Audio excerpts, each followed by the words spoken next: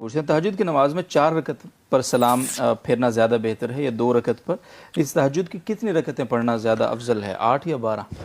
بسم اللہ الرحمن الرحیم۔ نبی صلی اللہ علیہ وسلم سے دونوں ثابت ہیں، 2 رکعت کے بعد سلام پھیرنا بھی، 4 رکعت کے بعد سلام پھیرنا بھی۔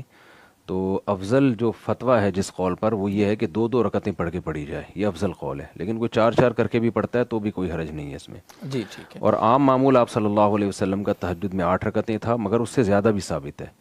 تو اس لیے علماء کہتے ہیں کم سے کم 2 رکعتیں، زیادہ کی کوئی حد نہیں ہے۔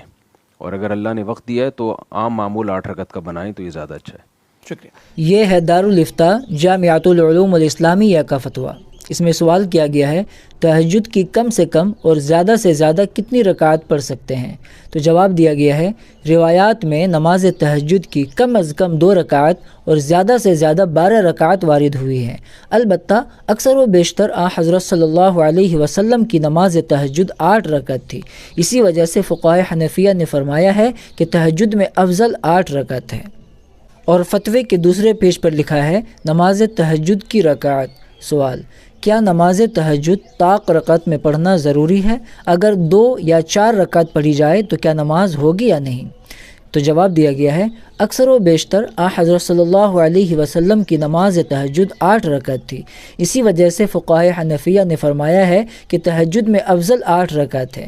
تاہم اگر کوئی شخص محض 2 یا 4 رکعت تہجد ادا کرتا ہے تو یہ بھی درست ہے اور ایسا شخص تہجد پڑھنے والا شمار ہوگا۔ باقی تہجد نفل نماز ہے اور نفل نماز 2 رکعت ہے، یعنی جفت عدد میں ہی ادا کی جاتی ہے، یعنی 2 کر کے۔ نفل نماز طاق عدد میں ادا نہیں کی جاتی، یعنی 4 کر کے۔ بعض احادیث میں اس کی ممانعت منقول ہے۔ ہاں، جس شخص کا معمول تہجد کی نماز ادا کرنے کا ہو اس کے لیے مستحب ہے، بہتر ہے کہ وہ نماز وتر عشاء کے متصل بعد نہ پڑھے۔